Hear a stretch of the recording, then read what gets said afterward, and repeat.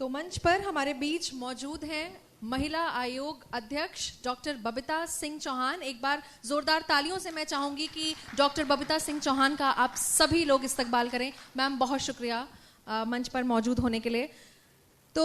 Ma'am मेरा पहला सवाल आपसे ये है कि हमने कुछ दिन पहले देखा था एक बहुत ही अच्छी मुहिम आपने चलाई थी जहां पर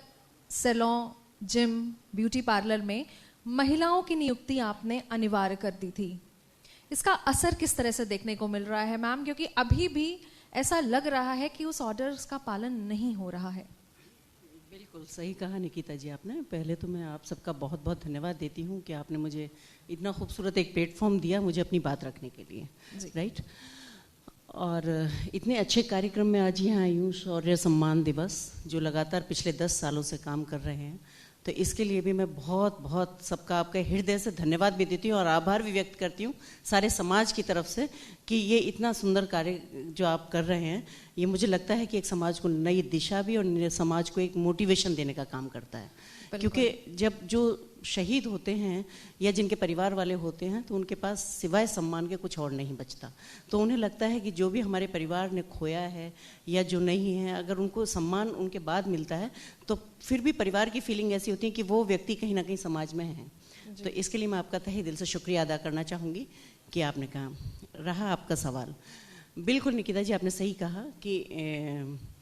जो हमने आदेश दिए थे, एक्चुअली क्या था, क्योंकि हमारा काम है लोगों की सुनवाई करना, महिलाओं की स्पेशली। तो हमने जो ये जितने भी हमारे जो प्रश्न, हमने जो सवाल थे, जो बिंदु थे, वो थे कि जो हमारी आए दिन हमारे साथ जो महिलाओं आती हैं हमारे पास सारी, तो उनकी जो समस्याएं थी, तो उसमें कहीं ना कहीं ये सवाल भी ऐसे थे कि जो बहुत ही एक समाज में बहुत प्रॉब्लम क्रिएट कर रहे थे और महिलाओं की सुरक्षा की दृष्टि से एक बहुत बड़े एक वो बने हुए हैं ये भी। तो क्या होगा कि अब जैसा आपने कहा कि इसको नहीं लग रहा, तो हमने क्या किया, क्योंकि अभी तक लोगों ने ये सोचा ही नहीं था कि जिम में ट्रेनर महिला हो सकती है, या बुटीक, आपने देखा होगा जो बुटीक हैं उनमें सबको सुना होगा टेलर मास्टर, कभी मास्टर नहीं आपने नहीं सुना होगा, क्योंकि वो मेंटली प्रिपेयर ही नहीं थे कि ये होगा। अच्छा, सैलून की बात कीजिए कि सैलून जितने भी आप ब्रांडेड सैलून की मैं बात कर रही हूँ यहाँ कि जितने भी ब्रांडेड सैलून हैं आप देखेंगे वह 90% लड़के ही काम करते हैं। लड़कियाँ या तो रिसेप्शन में होंगी या कहीं ऐसे अदरवाइज छोटे मोटे काम के लिए होंगी कि पानी वानी पिलाया और कस्टमर को किया, लेकिन अगर मेन कहीं फॉर्म में होते हैं तो वो लड़के ही होते हैं। ऐसी बहुत सारी चीज़ें थी, तो इसमें शिकायतें निरंतर आ रही थी। तो क्योंकि उन लोगों ने कभी ये सोचा ही नहीं कि कभी कुछ ऐसा आदेश भी आएगा कि जिसमें महिलाओं के लिए हम बात करेंगे, तो हमने उनको थोड़ा टाइम दिया कि आप थोड़ा हम टाइम दे रहे हैं इसके लिए, क्योंकि नेचुरली अगर ट्रेनर हैं या बुटीक है या जिम है या और भी सारी, जैसे हमारा था एक डांस एकेडमी का था या जो भी था, तो इनमें निश्चित रूप से थोड़ा सा ट्रेंड महिलाएं ही चाहिएंगी। पर ये भी नहीं है कि ट्रेंड महिलाएं नहीं हैं। हमने उनसे कहा है कि जो आपको मिलती हैं आप उनको ट्रेंड जितनी भी हैं आप तलाशिए, और अगर आपको नहीं मिलती है तो आप हमें बताइएगा, क्योंकि बहुत सारी ऑर्गेनाइजेशंस ऐसी हैं कि जहां महिलाओं को ट्रेंड किया जाता है, उसके बावजूद भी अगर वो कहते हैं कि हमारे पास महिलाएं कम हैं अभी भी, तो हमने सोचा है कि हम महिला आयोग की तरफ से भी ट्रेनिंग सेंटर खोलेंगे कि जहां हम महिलाओं को ट्रेन करेंगे। तो इससे दो चीज़ें हैं कि एक तो महिलाओं की सुरक्षा की दृष्टि से, दूसरा एक आत्मसम्मान के साथ साथ उन्हें आत्मनिर्भर बनाना कि एक अच्छे काम के लिए वो वहाँ जा रही हैं। दूसरा ये था कि मुझे लगता है कि चाहे तो वो टेलर की बात करें, अगर महिला अगर बुटीक की बात करेंगे तो निश्चित रूप से बुटीक महिलाओं के होते हैं। जिम की बात करेंगे तो आज कम से कम 60 और 40% का रेशियो है, 60% महिलाएं तो 40% लड़के जा रहे हैं, और जाना भी चाहिए क्योंकि मॉडर्न जमाना भी है और सब फिटनेस के लिए बहुत कॉन्शियस भी हैं। और मुझे लगता है कि जिम एक ऐसी जगह है कि जहाँ एक ही जगह सारी तरह की एक्सरसाइज हो जाती है। क्योंकि मैम आजकल यूनिसेक्स का जो चलन है वो भी हो गया है, चाहे हम सैलून की बात कर लें या हम जिम की बात कर लें। हाँ, देखिए चलन तो अब बोर्ड लगा के चलन किसी भी चीज़ का आप बना सकते हो, लेकिन जरूरी तो नहीं है ना कि हर बात, क्योंकि बहुत बड़ी आबादी है। अगर उत्तर प्रदेश की बात की जाए तो 12.5 करोड़ महिलाओं की आबादी है, तो उसमें भी बहुत सारी महिलाएं ऐसी हैं कि जो यूनिसेक्स जैसी जगहों को नहीं पसंद करती हैं। ठीक है, अगर मैं समझती हूँ कि अगर 1-2% की बात करूंगी मैं, वो जो वहाँ जाना पसंद करती हैं, अगर उस तरह की हैं तो मैं ये भी विरोध नहीं करती हूँ। मॉडर्न ज़माना है, सब कहते हैं कि भाई पुरुषों के साथ कंधे से कंधा मिला के महिला कर रही हैं, लेकिन जो नहीं चाहती हैं और जो चाहती हैं कि हमें महिला ही ट्रेनर चाहिए या हम महिलाओं के साथ ज़्यादा कंफर्टेबल हैं क्योंकि भाई हमें जिम भी जाना है और एक्सरसाइज करनी है, तो नेचुरली जो उनकी शर्तें हैं वो हमें माननी पड़ती हैं ना चाहते हुए भी। लेकिन आप देख ही रहे होंगे, क्योंकि आपसे तो शायद मुझसे कुछ ज़्यादा ही आपको भी पता होगा कि जितना क्राइम, अगर क्राइम की बात की जाए तो जितना क्राइम जिम से निकल रहा है, शायद मुझे लग रहा है कि दूसरी इतनी बड़ी कोई जगह नहीं है जहाँ ये क्राइम की संख्या है। तो मैं इसका विरोध नहीं करती हूँ कि नहीं है। मैं तो जिम में भी या कहीं भी जाके भी यही कहा है कि भाई अगर किसी को ट्रेनर लड़का ही पसंद है तो वो लड़के के साथ करें, पर कंफर्टेबल तो है ना। पर जो नहीं करना चाहती हैं वो उनके लिए महिलाओं का ऑप्शन भी होना चाहिए जी। तो बस एक ही छोटी सी डिमांड है, तो देखते हैं, करना तो खैर पड़ेगा ही, ये तो 100% श्योर है कि करना ही पड़ेगा उनको। कुछ लोगों ने मैडम इसको बड़ा उस तरह से ले लिया था कि बबीता जी का जो ये ऑर्डर्स हैं इसमें कहीं ना कहीं जो मेल्स हैं उनके रोजगार खतरे में पड़ गए थे। तो मैं चाहूंगी कि आप उसको भी एक बार क्लियर कर दें, क्योंकि बड़ी असमंजस की सिचुएशन बन गई थी कि ये रोजगार दे रही हैं या छीन रही हैं। निकिता जी, अगर मैं आपको बताना चाहूँ, मुझे पता नहीं कि वो किस मानसिकता के लोगों के द्वारा आपने सुनी होगी, क्योंकि पहली बात तो ये देखा जाए कि महिलाओं के रोजगार छीनने का तो मतलब ही नहीं है। बेचारियों को अभी भी कहीं जाने के लिए इतना संघर्ष करना पड़ता है कि जो रास्ते बहुत आसान नहीं है। दूसरा, अगर रोजगार देने की बात, रोजगार छीनने की, मैं रोजगार देने की बात कर रही हूँ। रोजगार देने की बात की जाए तो जहाँ, अगर मैं उस जगह की, जिन जगहों को मैंने चिन्हित किया है, अगर वहाँ की बात की जाए तो वहाँ भी महिलाओं को रोजगार देने वाली बात आई है, ना कि लड़कों को छीनने वाली। मैंने ये नहीं कहा कि कहीं से आप लड़कों को हटाएं या लड़कों को रोजगार ना दें, मैंने कहा वहाँ महिला भी रखिए, नंबर 1। नंबर 2, मैं ये भी आपसे थोड़ा सा कहना चाहूँगी, अगर लोग आपसे या कहीं ऐसा सुनने को मिलता है तो थोड़ा सा उनको ब्रीफ कर दूँ कि जो महिलाओं की जगह वहाँ भी अगर पुरुष नौकरी करेंगे तो ये महिलाओं के अधिकार को छीनने वाली बात है या ये पुरुषों की नौकरी को छीनने वाली बात है। पर मैंने तो ऐसा कभी फिर भी नहीं कहा कि किसी को नौकरी से निकाला जाए। मैंने तो कहा उसमें और 2 महिलाएं ऐड कर दी जाएं, जिससे हमारी महिलाओं को भी रोजगार की बात, अब मैं सरकार के तौर पे भी बात करूं तो हमारी उत्तर प्रदेश सरकार हो चाहे केंद्र सरकार हो, वो सभी सरकारें एक आत्मनिर्भरता की बात करती हैं। और निश्चित रूप से अगर देश की आधी आबादी है तो देश की आधी जगह पर महिला क्यों नहीं है? नहीं है ना। तो अगर इतने में भी प्रॉब्लम है तो फिर भी मैं कहूँगी थोड़ी सी अपनी सोच को बदलें और महिलाओं को आगे बढ़ाने में उनका सहयोग प्रदान करें।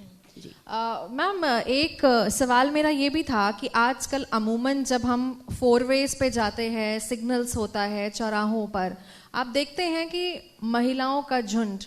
आकर के गाड़ियों के सामने भीख मांगना जिसका कहते हैं, और कई खबरें हुई हैं इनके अगेंस्ट जहां पर इनका प्रॉपर पूरा समूह है, पूरा एक गैंग चल रहा है। तो क्या इनके लिए भी आपने कुछ स्टेप लिया है? बिल्कुल, अभी जो हमारा नेक्स्ट स्टेप है वो यही है, क्योंकि ये भी बहुत सारी शिकायतें हैं, लेकिन इसके पीछे भी मैं बताऊंगी, इसके पीछे गैंग महिलाओं की गैंग नहीं है,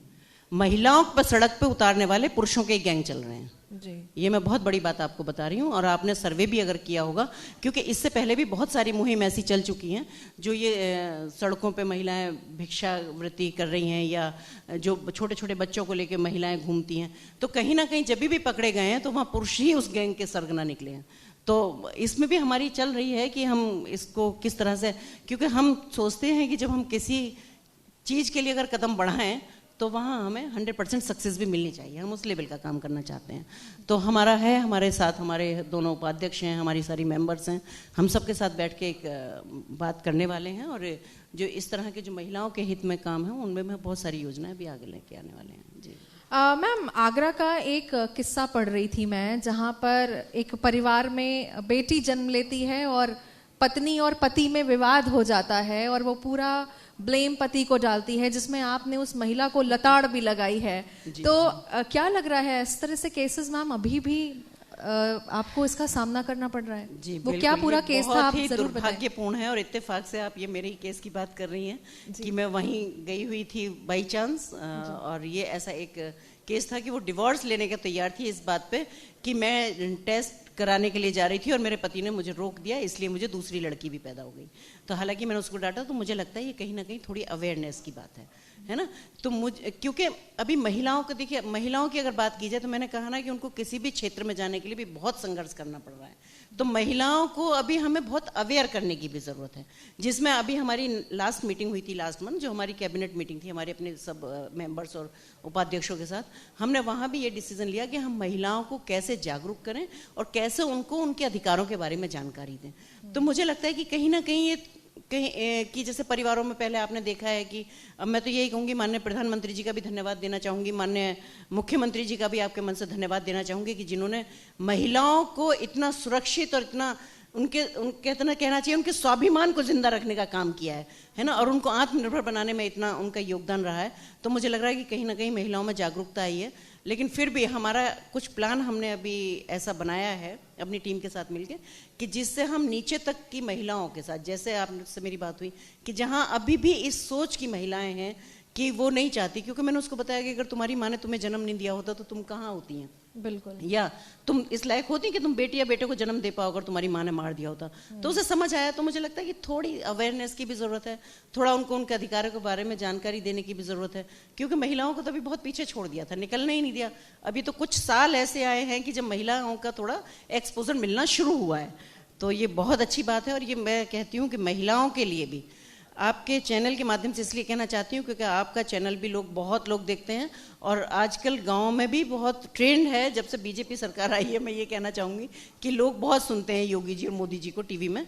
कि अगर वो चैनल के माध्यम से देख रहे हैं तो मुझे भी, तो मैं कहूँगी कि थोड़ा सा इससे अच्छा और इससे सुरक्षित माहौल महिलाओं के लिए कभी न था, और आगे की मुझे नहीं पता कि कैसा रहेगा। लेकिन जरूर इस टाइम अब अगर अभी भी आप आगे बढ़ने की पहल नहीं करेंगे, अपने अधिकारों के बारे में जानने की कोशिश नहीं करेंगे, समाज के साथ मिलने की कोशिश नहीं करेंगे, चलने की कोशिश नहीं करेंगे, तो शायद फिर मुझे लगता है इससे अच्छा दौर नहीं आएगा। जी बिल्कुल मैम, क्योंकि आपने जिस तरीके से कई परिवार परामर्श केंद्रों का भी निरीक्षण किया है, उनको आपने क्या मैसेजेस दिए हैं? क्योंकि हम देखते हैं कई परिवारों में महिला की ही नहीं पट रही है आपस में।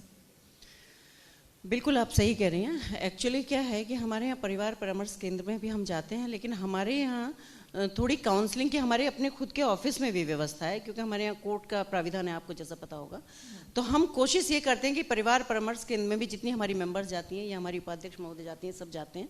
कि वहाँ हम बहुत सारे केसेस, और इसमें हम बहुत सफल भी हो रहे हैं कि बहुत सारे केसेस को हम थोड़ा उनकी काउंसलिंग करके उनको सुधारें, उनमें दोनों की अंडरस्टैंडिंग जो भी थोड़ी गलतफहमी है या जो भी है उनको थोड़ा दूर कराएं, और उनके आपस में तालमेल करा के हम फिर से एक घर बसाने का काम करें। तो ऐसे भी अभी बहुत सारी चीज़ें आई हैं कि जहां हमने ये कोशिश की है और हमारे प्रयास बहुत सफल भी रहे हैं वहाँ।